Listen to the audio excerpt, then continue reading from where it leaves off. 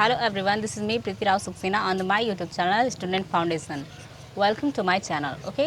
आज की इस वीडियो में हम आपको बताएंगे किसके बारे में, पास्ट नहीं सॉरी फ्यूचर कंटिन्यूस टेंस के बारे में. ओके यानी कि फ्यूचर कंटिन्यूस, जितने भी कंटिन्यूस होते हैं उनकी पहचान यही होती है कि उसमें जो है रहा ये शब्द ज़रूर आता है. ठीक है, यानी कि वो चीज़ कंटिन्यूस का मतलब कि जो चीज़ लगातार चल रही हो, यानी या तो चल कर मतलब कि होकर वो काम बीत गया हो, या फिर होने वाला होगा, या फिर हो चुका होगा, ऐसे होता है. ठीक है, तो इसकी यानी कि इसकी पहचान क्या होती है, यानी कि जिस हिंदी वाक्य के अंत में क्या आता है, रहा होगा, रही होगी, ऐसे आएगा, तो मतलब कि वो कौन सा टेंस है, फ्यूचर कंटिन्यूस टेंस है.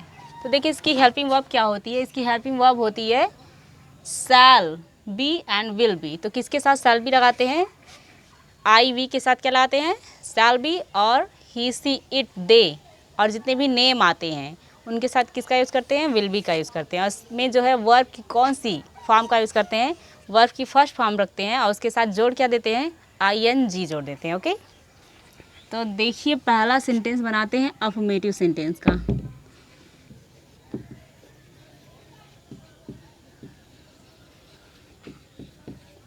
इसका जो है फार्मूला बनाते हैं. सबसे पहले सब्जेक्ट प्लस विल या फिर शैल, इसके बाद क्या रखते हैं, बी को वर्ब की फर्स्ट फॉर्म, उसमें ING जोड़ देते हैं, फिर क्या रखते हैं, ऑब्जेक्ट को. ओके, ये हो गया फार्मूला, बन गया बहुत सिंपल तरीके से. ठीक, अगर एक फार्मूला याद हो जाएगा, ठीक है, एक फार्मूला याद हो जाएगा और बाकी सबकी हेल्पिंग वर्ब याद रहेंगी और उसमें कौन सी वर्ब की फॉर्म यूज़ की जाती है वो याद रहेगी, तो आप फार्मूला जो है अच्छी तरह से बना सकते हैं और उस पर अच्छी तरह से ट्रांसलेशन भी कर सकते हैं. ठीक, तो पहला इसका ट्रांसलेशन करते हैं.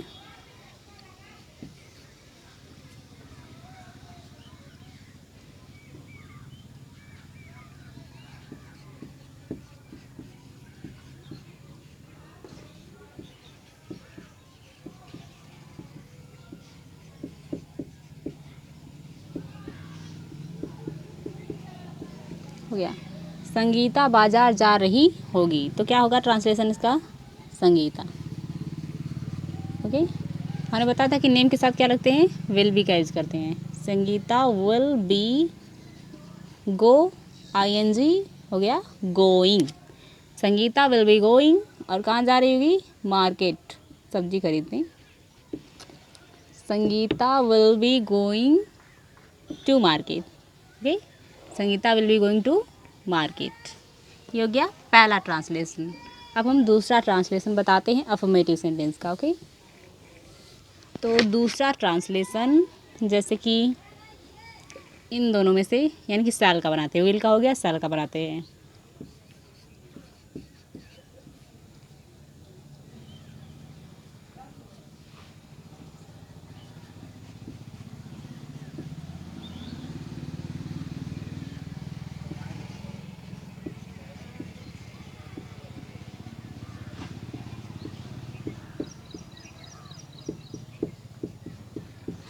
मैं अपना पाठ याद कर रहा हूँगा, तो क्या हो जाएगा, आई हो जाएगा, आई के साथ क्या लगेगा, शैल.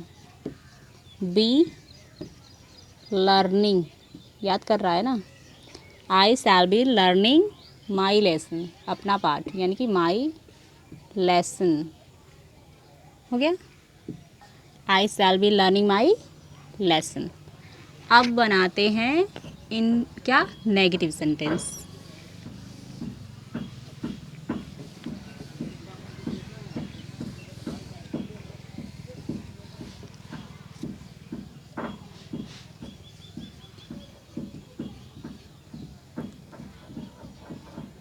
इसका फॉर्मूला बनेगा सब्जेक्ट प्लस विल या फिर shall plus not plus be, shall be will be के बीच में नॉट रख देंगे, प्लस वर्ब की ING form plus object. Okay, बन गया ना, यानी कि सब्जेक्ट प्लस विल प्लस शैल, यानी कि विल या शैल दोनों में से एक रखेंगे, जैसे भी आएगा सब्जेक्ट उसके हिसाब से. ये हो गया फार्मूला. अब ट्रांसलेशन करते हैं कि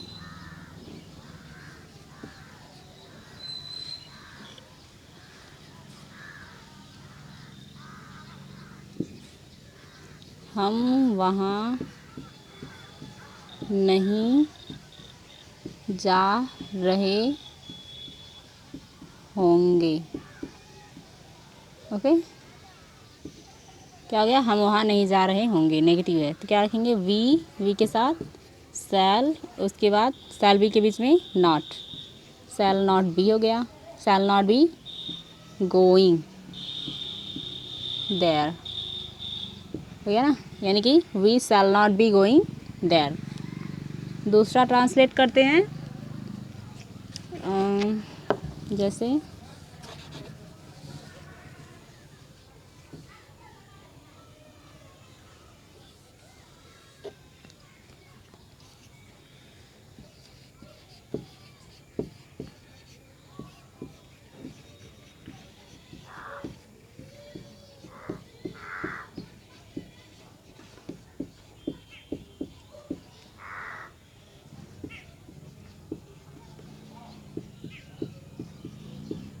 सरोज कमरे में नहीं सो रही होगी, तो क्या आ जाएगा? सरोज, इसके साथ क्या लगेगा?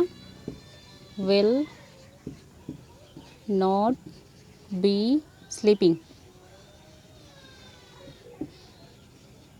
Saroj will not be sleeping in the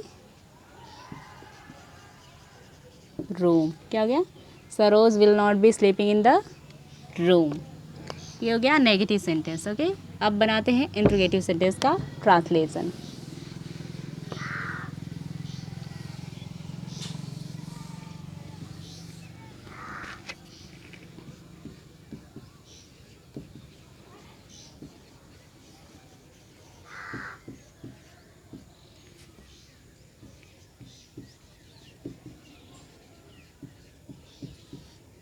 तो फार्मूला इसका क्या बनेगा? वही हेल्पिंग वर्ब आगे रखी जाएगी पहले की तरह, शैल या फिर विल, इसके बाद सब्जेक्ट रखेंगे, इसके बाद क्या रखेंगे? बी रखेंगे, प्लस वर्ब की आईएनजी फॉर्म रखेंगे, इसके बाद ऑब्जेक्ट रखेंगे, इसके बाद क्वेश्चन मार्क रखेंगे। ठीक है, ओके। तो अब पहला ट्रांसलेशन करते हैं।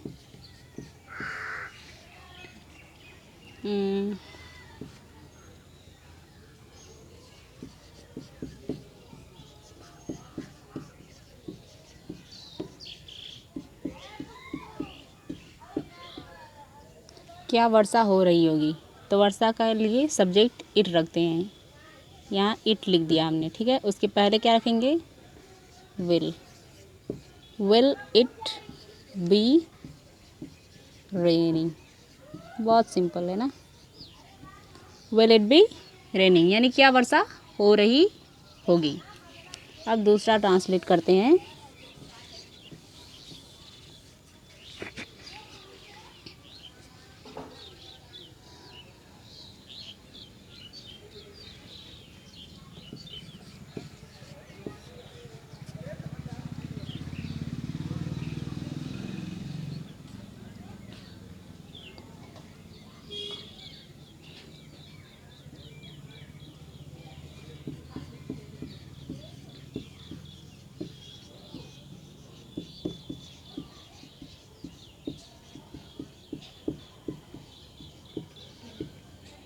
हम गांव कब जा रहे होंगे? तो क्या आ जाएगा? कब का मतलब व्हेन हो गया, व्हेन, और हम है तो मतलब shall. When shall we be going